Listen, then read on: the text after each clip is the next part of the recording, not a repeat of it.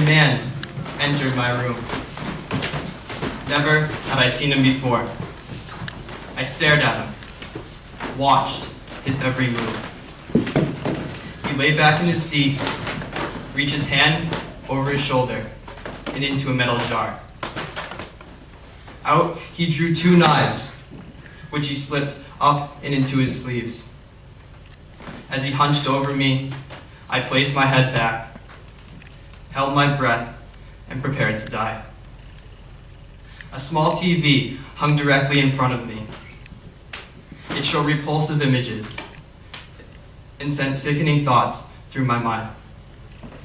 Crazy gangs banged and chanted outside my room, celebrating this man's evil intentions. I clenched my eyelids closed and prayed to find sleep. Amazingly, I found life that following morning. Free from these horrifying hallucinations, I found myself in Children's Hospital's intensive care unit, pumping a dose of morphine into my blood every 7 minutes. I saw that my abdomen was connected to 6 tubes, coming from 4 inches inside of me, which I would have to deal with for the next 2 months. I also felt a tube coming out of my nose. It went down my throat and into my stomach. Not to mention the 11 inches of staples I felt running down my chest. How could I have ended up in a place like this just by playing a game of soccer? By playing the game I love? Well, it was just my 2nd week at Brooks when Groton Stryker drove his knee so far into my abdomen that my liver and pancreas shattered and my small intestine was ripped apart by the sharp edges of my backbone.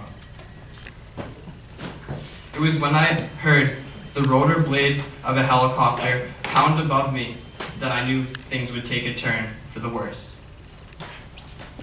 Today, we live in a world of instant gratification. When we want something, we can usually get it in a matter of a couple days, minutes, or even seconds. We get irritated if we don't. But I realize in a situation like mine, those minutes, that world can be lost in the blink of an eye. Those seconds of healing turned into months for me. And those months in a hospital bed felt like an eternity. It got lonely in there, with no friends to talk to, none of you to spend time with. Instead of going to class, playing sports, or having fun at a dance, I could only resort to hopeless crying, drenched with frustration. That was the worst part, frustration. It started with the most wicked, lucid nightmares, to the point where I was frightened to fall asleep. Staying awake the whole night, wishing they would just stop. The pinching of those loosely stitched tubes, which would twist and turn inside of me every inch I moved. The relentless pains of hunger, not being able to eat a single crumb, taste a drop of water for 7 weeks. The burning shot of octreotide taken twice a day, as if someone lit a match beneath my skin. Why did this happen to me?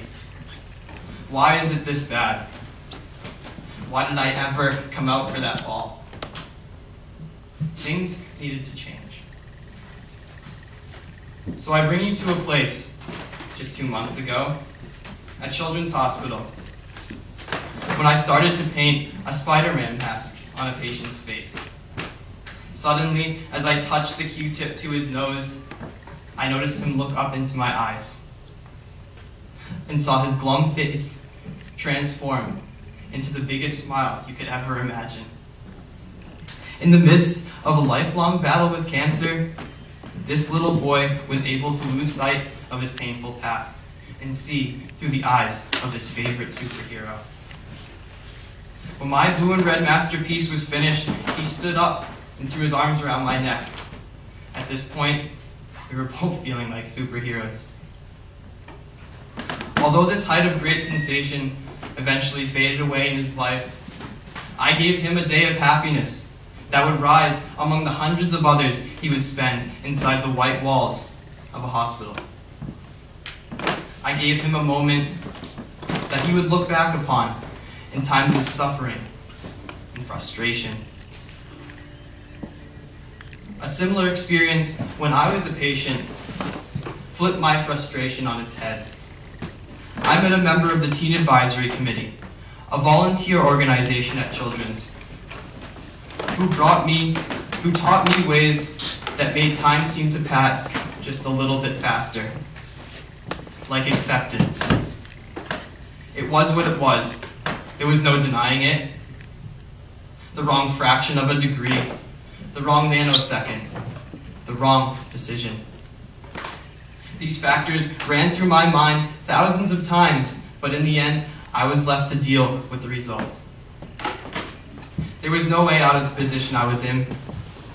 With acceptance, those 6 tubes became a part of me as I lived with them in perfect symbiosis.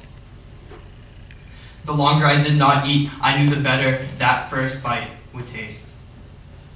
Acceptance made me realize how amazing the hospital truly was and allowed me to make the best of my time spent there.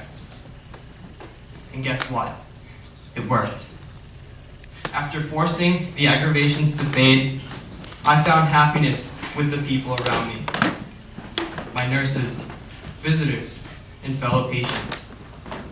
I frequently took walks around the hospital, a time when I could meet and see others in similar situations, bad situations. Time passed, and as I got better, my friends would only seem to get worse. Struck with disease, some of them would never find a way out. Fortunately for me, that moment finally came. When my tubes were pulled out, when I could go home. When I arrived at Brooks to see my whole school waiting for me to celebrate my return. It was an amazing feeling, leaving that place, to be free once again. But the memory of those other patients brought tears to my eyes. Patients like little Spider-Man, who struggled his whole life to find this freedom, probably never will. The difference between me and you, however, is I can relate to their pain. I have felt what they feel. I will never, though, feel that pain throughout my entire life. You may think my injury was devastating enough, but imagine what they must go through, non-stop and only getting worse. I try myself to put it into perspective, but even for me, it's too much to handle. Empathy. It's more than just imagining how another person feels. It takes an effort to do something about it. 2 months after I left Children's, I returned as a member of the Teen Advisory Committee. I wanted to do something about the compassion I felt. Like the member who had changed me in the hospital, I wanted the power to change others, help their frustration.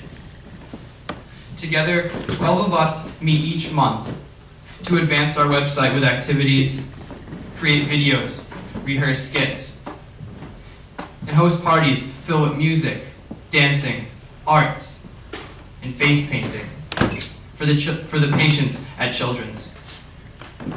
Whether it makes a patient's short stay at the hospital pass a little faster, or long battle with cancer seem a little less violent, I know I am benefiting myself by helping them.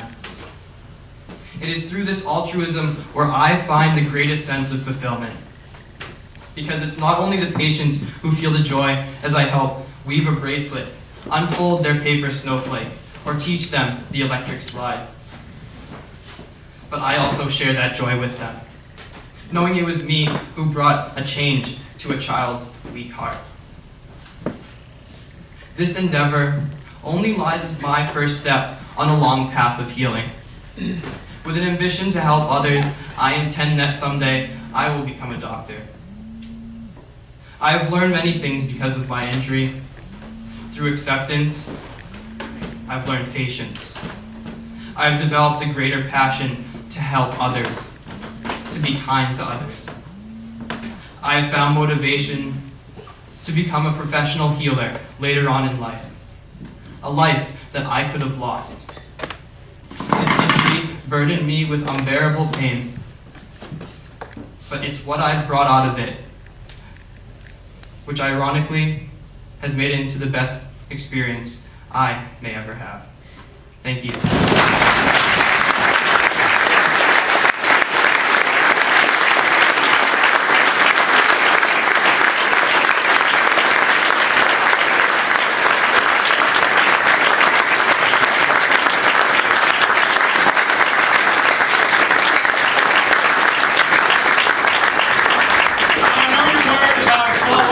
But if there's anyone I am confident can do it, I'm serious, Letitia Scott.